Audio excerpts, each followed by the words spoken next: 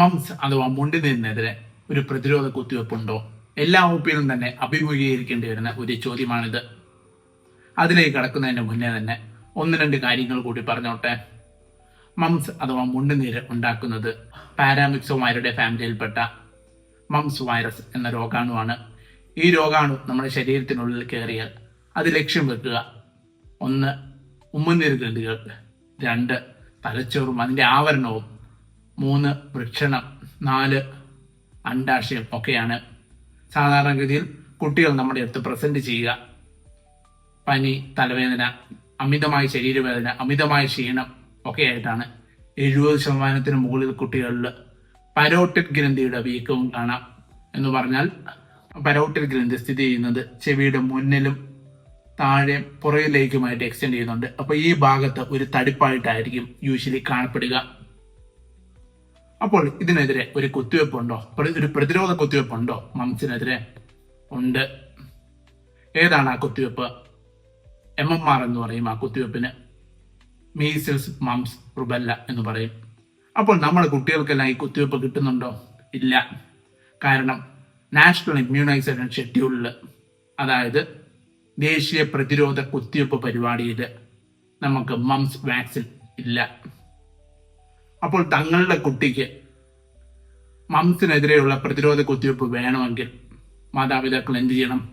അവർ private മേഖലയിൽ തന്നെ ആശ്രയിക്കേണ്ടി വരും. അപ്പോൾ ഈ കുത്തിവെപ്പ് എങ്ങനെയാണ് എടുക്കേണ്ടത്? എപ്രകാരമാണ് എടുക്കേണ്ടത്? അതിലേക്ക് കിടക്കുന്നതിന് മുന്നേ ഒരു കാര്യം കൂടി പറയട്ടെ. നാഷണൽ ഇമ്മ്യൂണൈസേഷൻ ഷെഡ്യൂളിൽ 9 മാസത്തിൽ വരുന്ന കുത്തിവെപ്പുകൾ എന്ന് പറഞ്ഞാൽ 3 കുത്തിവെപ്പുകളാണ്.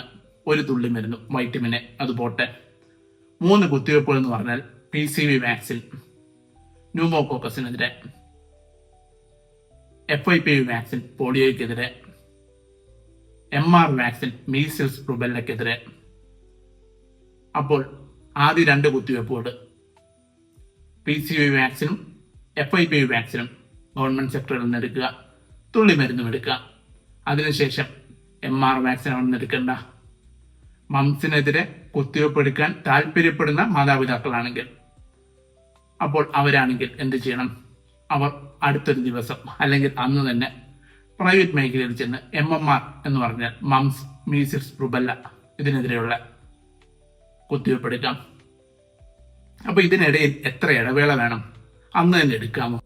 PCV വാക്സിൻ ന്യൂമോകോക്കസിനെതിരെയുള്ള, പോളിയോയ്ക്കെതിരെയുള്ള FIPV, ഇത് രണ്ടും ഇനാക്ടിവേറ്റഡ് വാക്സിൻസ് ആണ്. MMR എന്ന് പറയുന്നത് ഒരു ലൈവ് വാക്സിൻ ആണ്. അപ്പോൾ ഇതിനിടയിൽ ഒരു നിശ്ചിത ഇടവേളയുടെ ആവശ്യമില്ല. നമുക്ക് അന്ന് തന്നെ വേണമെങ്കിലും എടുക്കാം, മറ്റൊരു ദിവസം വേണമെങ്കിലും എടുക്കാം.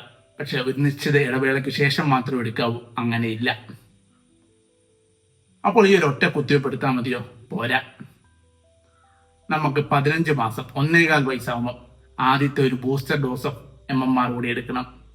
രണ്ടാമതൊരു ബൂസ്റ്റർ ഡോസ് ഉണ്ട് 4 മുതൽ 5 വയസ്സിനിടയ്ക്ക്. അപ്പോൾ MMRന്റെ മൊത്തത്തിൽ 3 ഡോസുകൾ 9 മാസത്തിൽ, 1.25 വയസ്സിൽ, പിന്നെ 4 മുതൽ 5 വയസ്സിനിടയ്ക്ക് മൂന്നാമത്തേത്.